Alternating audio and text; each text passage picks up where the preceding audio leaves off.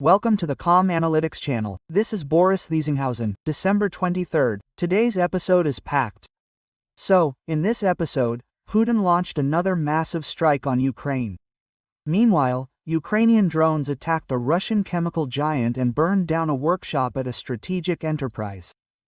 Putin embarrassed himself in St. Petersburg even before his visit, while laughing at Volodymyr Zelensky on air. And details of the liquidation of one of Russia's leading Nazis will be in this episode. The New York Times reveals a sensation. Trump secretly authorized Ukraine to attack Russia's shadow fleet. And why didn't Joseph Biden allow it? We'll talk about that too. And Donald Trump is again demanding Greenland and is building a golden navy in his name. And also about how a Russian war hero, in quotes, burned people alive and is once again asking to go to war with Ukraine. And how a German member of parliament was caught spying for the Kremlin. There will be plenty of interesting news about all this and more in today's episode. If you're new to this channel, welcome and subscribe so you don't miss future episodes. So, tonight, the Russians launched another massive strike on Ukraine. They launched 635 drones and 35 cruise missiles, plus 3 Kinzhal aeroballistic missiles, at our territory. They used strategic aircraft, used Caliber missile carriers. Basically, they launched everything they could. Incidentally, the most recent Caliber missile launches were carried out from the Caspian Sea, as missile carriers in the Black Sea are gradually being decommissioned. For example, the Varshavyanka-class submarine, which was recently destroyed by a Ukrainian underwater drone in Novorossiysk, was also a carrier of Caliber missiles. And before it was destroyed, it launched these missiles at Ukraine. In short, they traditionally attempted to strike energy infrastructure. As always, they hit residential buildings. Unfortunately, there are casualties, including children. My condolences to those who lost loved ones and a speedy recovery to those wounded. I also want to acknowledge the fantastic work of the Defense Forces today. Those who shot down air targets today. Of the 30 cruise missiles fired, 34 were shot down. Meanwhile, while Putin is attacking residential buildings, Ukrainian drones are striking strategic enterprises in the Russian Federation. Last night, production facilities at the Stavrolen plant in Budyonnovsk were destroyed. Fires are being reported after the Ukrainian drones' visit. Stavrolen is truly a giant, a huge chemical plant, the second largest in Russia. Oh, and its parent company is Lukoil, which Donald Trump has imposed sanctions on. And now, Ukrainian drones are imposing fiery direct sanctions. They produce various types of petrochemical products, but they also manufacture body parts, seals, and components for unmanned aerial vehicles. So, this plant manufactures components for Russian drones. This is the third time they've been hit by this plant. Well, let's watch some wonderful videos. Just a second, let me tell you how the locals commented. Naturally, there was debris falling somewhere, minor fires, that's all the local authorities' fault. But let's look at this minor fire. I'd say it's a wonderful video of a truly epic fire at this Russian plant. Take a look.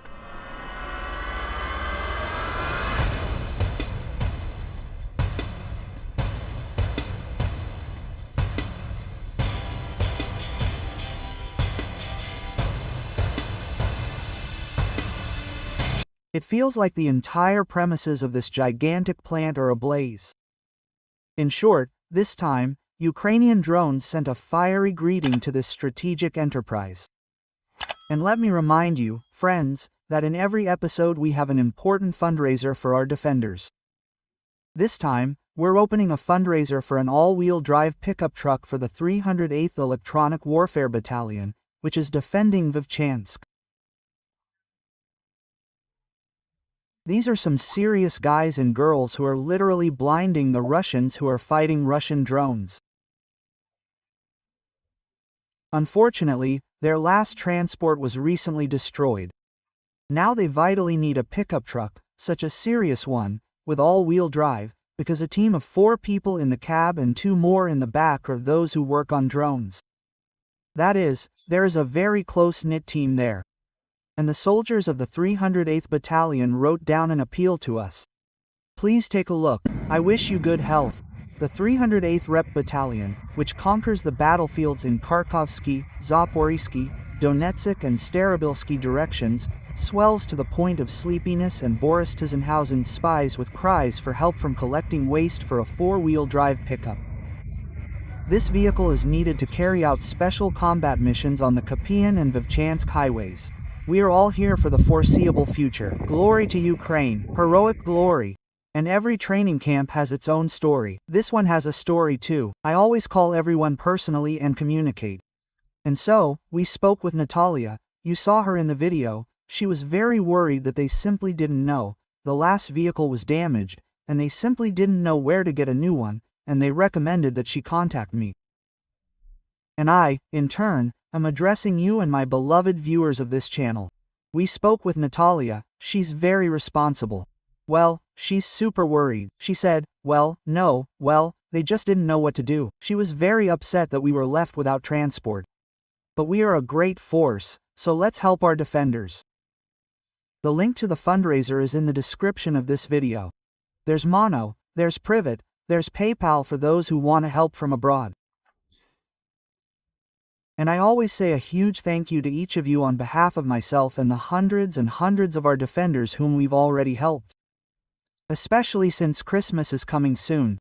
I understand that our soldiers would probably like different gifts and a different way to celebrate Christmas with their families, with their loved ones. But this is how it is now. And anything that saves the lives of our soldiers is the best gift for them now. Let's help, it's really needed. If you don't see the link here, there's always a QR code. It also leads to the fundraiser. And so we move. That's how it works with us. From the bright, strong people, from the defenders of Ukraine to the dark side, and straight to the darkest side, I would say, the brown side, to Putin. Remember how Putin laughed at Zelensky in his address to the Russian people? He was taking a photo with Stella Kapinsk in the background and said, "Why are you standing there? Don't you go home?" Quote. And he giggled like an elderly exhibitionist in the park. He always has such a disgusting laugh. So, Putin, who's afraid to even stick his nose on the front line, let alone go near Kapinsk. A very interesting fact came to light today. That, laughing character. In St. Petersburg, yesterday and today, a user is complaining about the mobile internet going out. Yes, it's going out all over Russia. They're shutting it down due to the drone threat, but they're doing it in a strange way. That is, in some regions they said, we're shutting it down until the end of the war, and when it's over, no one knows.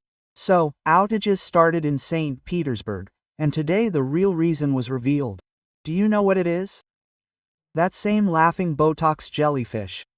It turns out that mobile internet is being blocked in St. Petersburg because of Putin's arrival. So, this 5-foot-tall warrior with painted eyebrows is shutting down Russians' internet because, God forbid, some drones fly in, and he'll be running, losing his heels, and they won't even have time to carry his suitcases. And here he is, laughing at Zelensky in Kapinsk.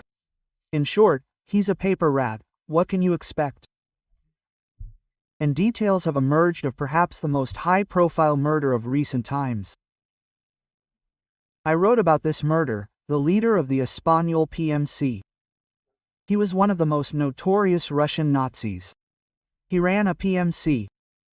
Sure, he wasn't as well known as Prigozhin and his Wagner PMC, but he was widely known among Russian Nazis and nationalists.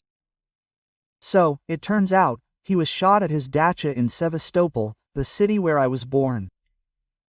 Let me remind you, the Hispaniola PMC is one of the most brutal Russian units. It consists of football ultras, skinheads, and just plain hardcore Nazis. So, oddly enough, this Nazi PMC was financed by Putin's childhood friends, the Rotenberg brothers, as they say. I've seen everything in my life, but never the Rotenbergs funding Nazis. Well, through the head of the security service of Russian railways. He's a Rotenburg man. So, this Stanislav Orlov, the head of the Hispaniola PMC, nicknamed the Spaniard, was shot in the Flotsky gardening community in Sevastopol. I know exactly where it is. The ship's side. He lived there for the last few weeks. I don't know what it is. He decided to go there.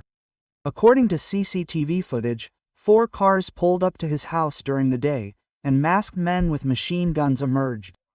Neighbors heard several gunshots. 6 hours later, only an ambulance arrived at this Spaniard's house. The lifeless body of this monster was removed, and security forces remained on site to conduct a search. The official reason for the attempted arrest was that he was allegedly involved in arms trafficking and was part of an organized crime group. As a reminder, this Orlov had been fighting in Ukraine since 2014, and in 2022, he created his Brigade of Repulsed Nazis, the Español. The fact that Russia has begun shooting down PMC leaders who are capable of gathering armed groups around themselves is a sign that Putin is terrified of a repeat of the Wagner PMC and Prigozhin scenario. As you can imagine, the Russian army is full of dysfunctional Nazis like Orlov, or rather, everyone is dysfunctional, who in their right mind would kill people, and for no apparent reason. So, there are plenty of Nazis like Orlov from Hispaniola or Utkin from the Wagner PMC. There's also the Rusich DSHRG, where Melchikov is a downright Nazi, also a candidate for the FSB's execution. So, in addition to the Russian generals who have started disappearing and blowing themselves up in their cars, they're also simultaneously executing PMC leaders in Russia. And I said that the time of the Great Troubles will seem like a fairy tale to Russians compared to what will happen after the war, when Russia will be flooded with hundreds of thousands of armed militants and former prisoners with experience in killing. So the arms trafficking theory is ridiculous, because the FSB is always in on it and knows exactly who's selling where, and they protect the criminal underworld. Especially in Sevastopol, one of the most closed cities. I looked on a map to see where this Orlov guy lived. A friend of mine lived on the next street over, maybe still lives there, I don't know. We went to university together. This guy was very peculiar. You know, there are people who walk with their arms don't move, they press them to their sides and just walk like that. And this guy was exactly like that. He was really into history. Then, after university, he suddenly got into some kind of teaching work with children. And he always reflected on the Soviet Union. He witnessed its collapse at an early age, but he was very upset, very sad that the Soviet Union had fallen apart. Just like Putin, and for a long time, this guy wore a USSR t-shirt. Everyone kept asking him, "Are you okay?" Well, imagine a young student wearing a USSR t-shirt, when no one in their right mind even mentioned that Soviet Union. You know, there's a category of people, a lot of them in Russia, who didn't really live under the Soviet Union, but miss it very much. There are people like that, I think. The parents of this friend of mine from Russia came to Crimea, and from there, from somewhere in the hinterland, they have this sadness about the collapse of the Soviet Union. And this friend of mine, he was very devoutly Orthodox. He was constantly baptized, went to church. This has always been a mystery to me. You reflect on the Soviet Union, which essentially shot your clergy, rotted them in camps, blew up churches, and now you go to church. This is interesting. Putin, by the way, is also worried about the collapse of the Soviet Union. He goes to church regularly. Although I think Putin himself is a complete non-believer, like most KGB men. So, I don't know what happened to this acquaintance, but with a high degree of probability, given his combination of qualities, he's definitely somewhere right now fertilizing Ukrainian soil. I'm keeping an eye on Crimea, especially the Sevastopol Marine Brigade 810. I periodically look through and a couple of times have come across familiar names and surnames, namely, those who have already decided to fight against Ukraine. And there are many children of Russian military personnel there, something they overlooked back then, when Black Sea Fleet personnel were retiring under the program of Luzhkov, the former mayor of Moscow, and were given apartments in Sevastopol. Who overlooked that then, I wonder? Entire neighborhoods of career Russian military personnel appeared in Sevastopol, Ukraine. Well, anyway, I think all this will be cleared out over time. All this garbage will fly out like a cork. Oh, and by the way, don't forget to subscribe to the channel. Here, we're not only combating Russian propaganda, which Putin spends colossal amounts of money on, but also telling people how brave he is when he cuts off the internet for his own Russians, lest, God forbid, they scare him with some tiny drone. So subscribe. And now, let's move on to international news. Trump could have lifted Biden's ban on Ukrainian strikes against Russia's shadow fleet. The New York Times reports this. And they dedicated their entire front page to Ukrainian strikes against oil tankers, against the shadow fleet, and write that the SBU, the Security Service of Ukraine, is feeling increasingly emboldened to carry out various daring attacks and isn't shy about acknowledging these attacks. That's what's important. Therefore, the oil business fuels the Russian economy, fuels the war. Ukraine believes that if we disrupt this business, Russia will have problems, and they're absolutely right. You've seen that insurance for tankers in the Black Sea, the shadow fleet, has almost tripled. Given the historically low price for Russian EURLS crude, Russia will soon be selling not just at cost but also paying China and India extra. I'm still curious though. Ukraine is currently targeting tankers belonging to the Russian Federation's shadow fleet. This is creating truly significant problems for Putin's war budget. And Ukraine is doing everything right. But I remember how the administration of former US President Joseph Biden prohibited targeting not just tankers, but tankers altogether. They forbade targeting Russian oil refineries. This is something we're now doing regularly, practically every night. In February, I specifically looked up the news. In February 2024, Ukraine launched several powerful strikes on Russian oil refineries, knocking out a dozen large and medium-sized ones, and then public demands began to be made not to target them. That is, in February 2024, Kamala Harris conveyed this to Zelensky at the Munich conference. American media reported on this. Well, already in April, then Pentagon Chief Lloyd Austin publicly called for these strikes to be abandoned. This was on April 10, during a Senate hearing.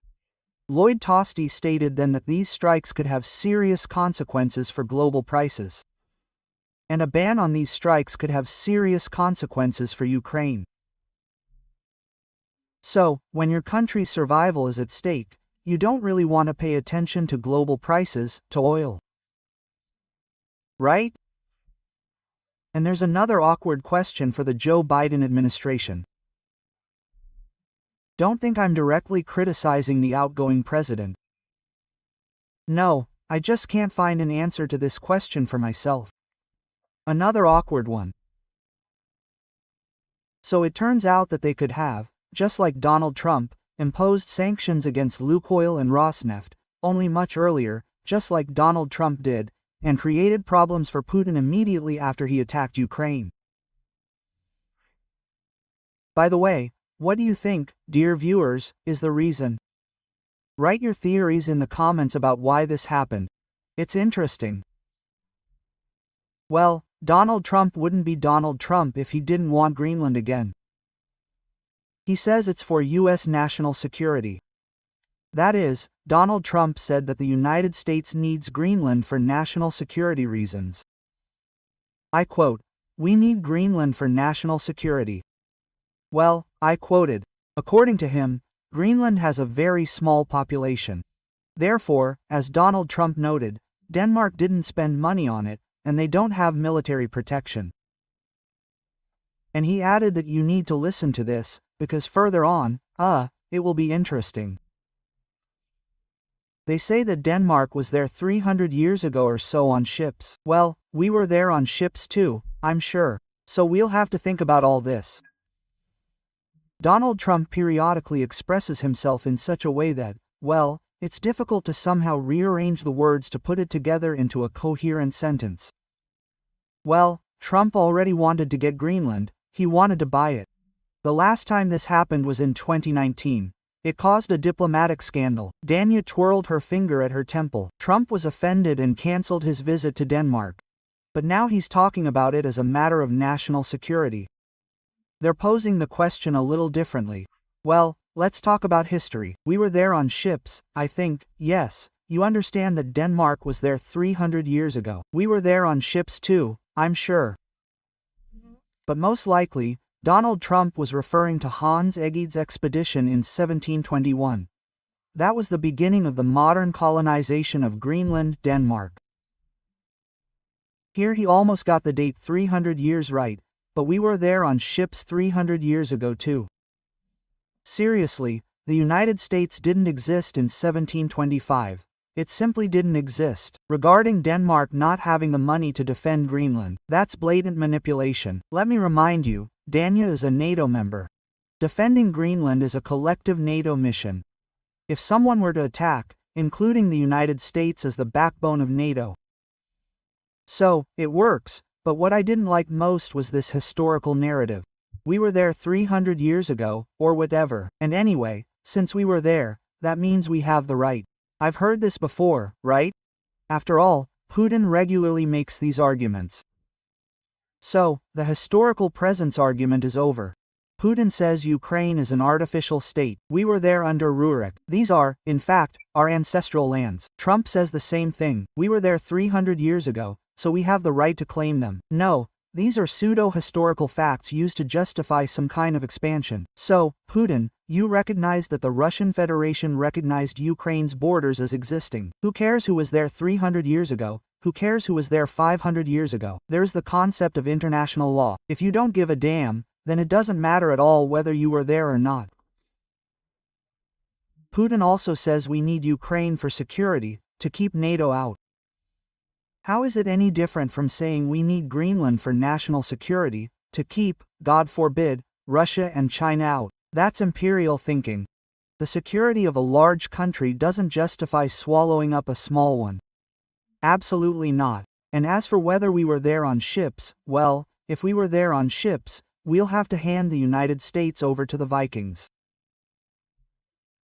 Because Leif Erikson arrived in the United States, right where Canada is now, 500 years before Columbus. That's how it goes, and I won't even mention indigenous peoples. So, don't try to stretch the globe to your wallet. Or, I don't know, Mongolia should present it to Moscow and say, we basically galloped past here on horseback 800 years ago, so let's give it all back. Although we would, Ukraine wouldn't be against it. And a little about ego. I still think there's more to it than just a matter of national security. That is, buying or, I don't know, seizing Greenland will allow Donald Trump to go down in history, alongside two other presidents who added land to the United States, Andrew Johnson and Thomas Jefferson, who bought Alaska and Louisiana for the United States. And Trump also wants history on the level of great figures, like Me Too. Who convinced him that to go down in history, he needs to take away someone else's land? I don't know. You can go down in history in other ways, for example, by ridding countries that have experienced it of evil.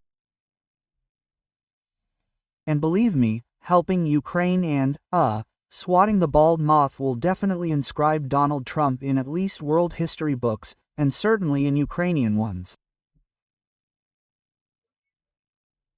Believe me, the fond memories and gratitude of Ukrainians will last much longer than a temporarily renamed airport or city center. Well, since we're talking about Svitsia, let's continue a bit further. Remember Donald Trump announcing the creation of the Golden Fleet? It wasn't a joke. They presented it. And Donald Trump announced the creation of a new class of warships that will bear a name. Guess whose name? They'll be Trump class. They, that is, the Trump class, are the highest class of gold, diamond, platinum spacecraft. The first ship will be almost 3 times the size of a standard destroyer. Immediately, there was a storm of discussion in the media among military experts. What's going on? Why do we need this gigantic giant, especially with nuclear weapons? So, essentially, they want to modernize, well, create a modernized sailor and frigate, not a real battleship, as the White House claims. Experts point out that equipping them with nuclear weapons in the 21st century is strategically dangerous and pointless, because since 1991, all nuclear weapons have been removed from U.S. ships as obsolete personal weapons. Today, having such weapons on an open platform, on a ship, is a serious risk. But here, it seems to me, the emphasis is more on the Trump brand and the showiness. Here he is, a super mega destroyer, the killer of all Trump class. Submarines. Well, here's some news from Russia. It turns out that this Putin negotiator, Kirill Dmitriev, do you know why he's in the US?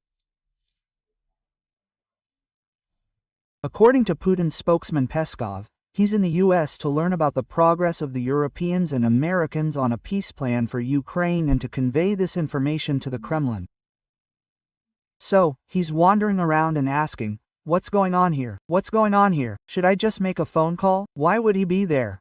Quote, "Let me tell you, Dmitriev's main goal right now in the United States is to attract deals, latently corrupt those with access to Donald Trump, and, of course, gain access to Donald Trump himself." Dmitriev, unfortunately, is also a very strong negotiator and understands perfectly well which levers to pull. He's offering Elon Musk investment in his Mars projects. Well, I don't think Elon Musk will go along with that, especially given the scandal with the Russian cosmonaut, who, let me remind you, simply tried to steal plans from Elon Musk. Dmitriev proposed building a tunnel from Russia to Alaska and calling it the Trump-Putin Tunnel. Now, I think Donald Trump would really like that. Can you see how he pushes the right buttons? This might sound funny to you, but if tomorrow the Russian State Duma, on Putin's orders, decides to rename Voronezh Trumpgrad, don't be surprised. The most surprising thing is that it might work. And Donald Trump might even visit this Trumpgrad for the unveiling of a plaque honoring, well, his name. And now, since we've moved to Russia, we're moving on to purely Russian news. Such news is literally every day now. And a war hero who burned 2 people alive in Russia, sentenced to 18 years, is asking to go to war again. The Ekaterinburg District Military Court sentenced the war hero, in quotes, of course, Mikhail Molochkov. And he says, "Listen, send me back to war with Ukraine." He burned 2 people alive, goes back to prison, gets 18 years, and says, "Listen, let me go kill again, but not here, but legally there." So, this war hero escaped from his military unit, and then some strangers took him in. He burned them alive that night. What's important here is something else. Do you know what he said after the verdict was announced? This hero of the Russian war, "I'm happy." This stat, "I'm happy. I can still be useful, take a few more Ukrainians to the next world. I'll even be very happy, I can still be useful on the battlefield. I'm not afraid," this ghoul commented. And there are hundreds of such cases in Russia. Some are already returning for the second time, committing crimes, including murder, and then heading off to war again. A cycle of ghouls in Russia. That's modern Russia for you. Now imagine that they all returned. That's why there's a huge fence around the Russian Federation. A ditch with biomechanical crocodiles. No need to torture animals. Drones to keep everyone from getting in, everyone. So that everything cooks under that lid. And a German politician from the far-right Alternative for Germany party, Ringa Mullmann, is accused of gathering information for the Kremlin. Oh, how unexpected. Look, Politico is writing about it. Using his parliamentary powers, he repeatedly appealed to the Thuringen state government to disclose detailed information on issues such as drone defense and Western arms supplies to Ukraine. One example of a request was, what information does the state government have on the scale of military transit shipments through Thuringia since 2022, broken down by year, type of transport, number of transit flights, and so on. Now, just take all the members of parliament, no matter what party, and politicians with requests for detailed information about where they're transporting, what they're transporting, and check them out. Believe me, there are still many people who need to be checked. Incidentally, this isn't the first or last case. I especially recommend that Europe take a closer look at those visiting Russia.